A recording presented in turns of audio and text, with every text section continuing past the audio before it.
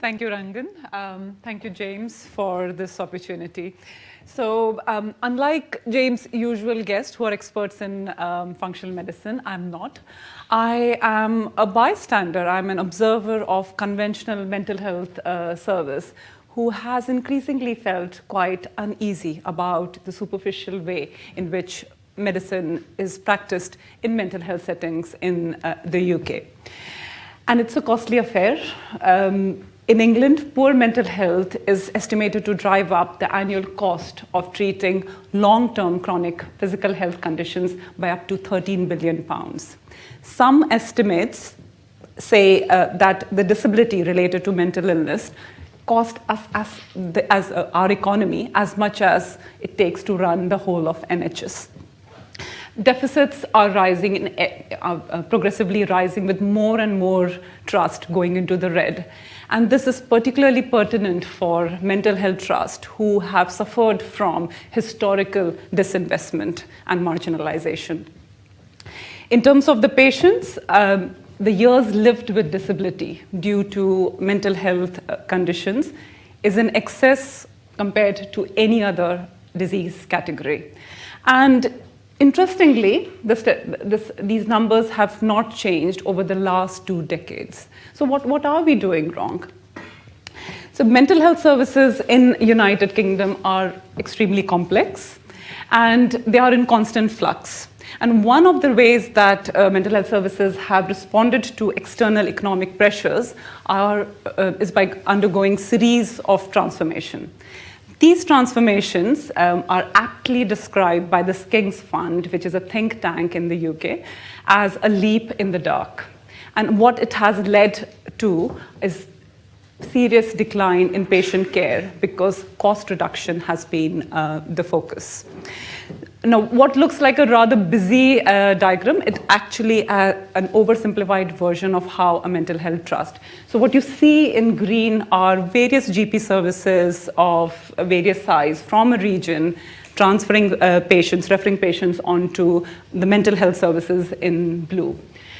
And in order to cope with demand, what mental health services are doing internally are creating something akin to an acute care model. So you would have teams, such as the assessment liaison teams, which is the kind of team that I work in, which has been entrusted the impossible task of referring back and dealing with patients within a very short period of time, and mandated to send back about 80% of patients referred, and then allow transition into longer-term teams based on their needs. Now, this creates bottlenecks throughout the system. This repeated transformation before having any opportunity to evaluate has been a trouble, and soon every part of the system begins to get saturated. Internally, the teams respond to this by creating waiting lists, working in silos, or simply, burning out. It also leads to artificial focus. So, you look at the health system and decide, okay, inpatient beds, that's the costliest bit. Let's focus on that. So beds have been seriously cut down in numbers. And there are teams created, on paper, which are supposed to think about looking at better places to treat people with mental illness, but end up becoming no more than gatekeepers, which have the job of making sure that less and less number of people go into an expensive part of the pathway. The National Confidential Inquiry in Suicides and Homicides by people with mental illness is a very important document, and they recently had their 20-year review. And what they showed, that the increased focus on reducing hospital admissions has shown that, yes, suicides are declining over time, but there are 3 times more suicides happening in home treatment team. And some of these are happening within the first 3 days that the patient is with them. So it makes you wonder whether we have really resolved any problem, or have we just shifted it into another part. The other underappreciated and unseen impact of this is staff burnout. Really hardworking, skilled staff are burning out due to more and more being demanded of them, with less and less resources and being forced to apply themselves to an acute care model that just does not work for chronic mental health conditions. I think the other aspect of this is over-reliance on medication. So, just to give you an example, 100% of patients that I see in an initial assessment and treatment team already arrive from GP services with prescribed medications, and sometimes they have been on several trials of these of medications. And then the job for us is to not only review their treatment, but rationalize medication. And some people would say that this is a good sign that more people are receiving treatment. However, for me, it's a horrifying thought that we are using rather risky psychiatric medication as our first approach without looking at other factors. I'm finding myself reporting more and more quite serious, sometimes life-threatening, if not fatal, side effects of medications to agencies such as the Yellow Card reporting, which is run by the Medicines and Health Products Regulating Agency.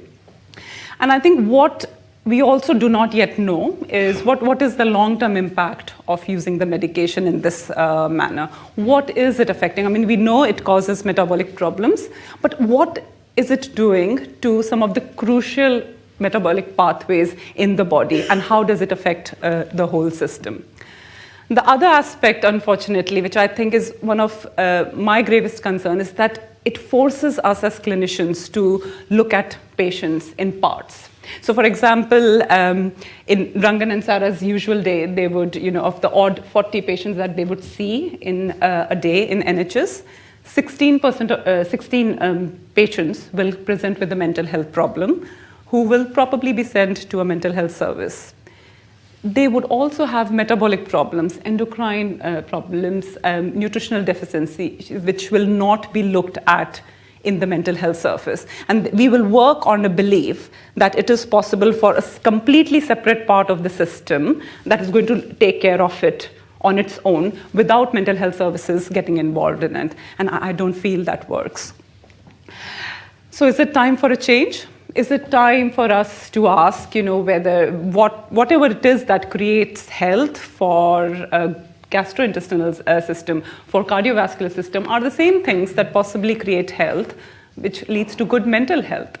And unless we integrate these approaches in our practice, I think care is going to be fragmented, and we are going to perpetuate this belief for our patients that the locus of health is outside of them and located in the different specialities rather than within themselves. And I think it also dismisses the role of primary interventions that need to happen first before the specialist approaches. I think it is a social imperative now to utilize the latest science about inflammation, the gut microbiome, and oxidative injury due to inactivity or stress, or possibly diet and even medication, and its impact on mental health. Because if we don't do, what is the impact? I think it will seriously impact in whatever we are doing now. So, for example, this is an interesting meta-analysis that asks the question about, so what happens to people if they have raised stress markers at the start of therapy, and they correlate that with poorer outcomes at the end. So it might negate the things that you are trying to do, and we see this in our practice on a daily basis.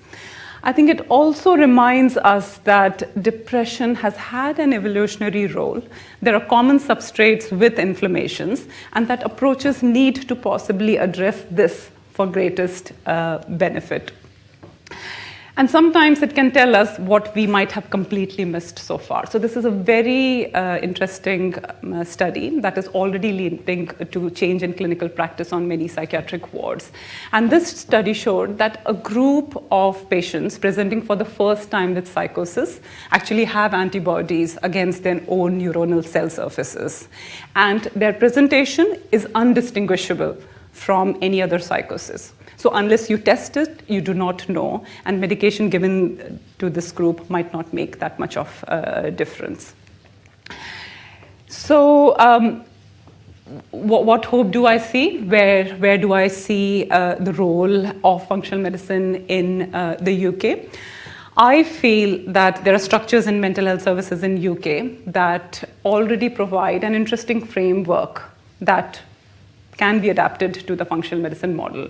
So for example, in mental health services, there is already a tradition of having that in-depth consultations where we chart a timeline, sometimes starting from preconception to the time that the patient presents for advice. And along with that, we draw parallels of all the significant things that have happened along the way. Life events, social factors, as well as health events.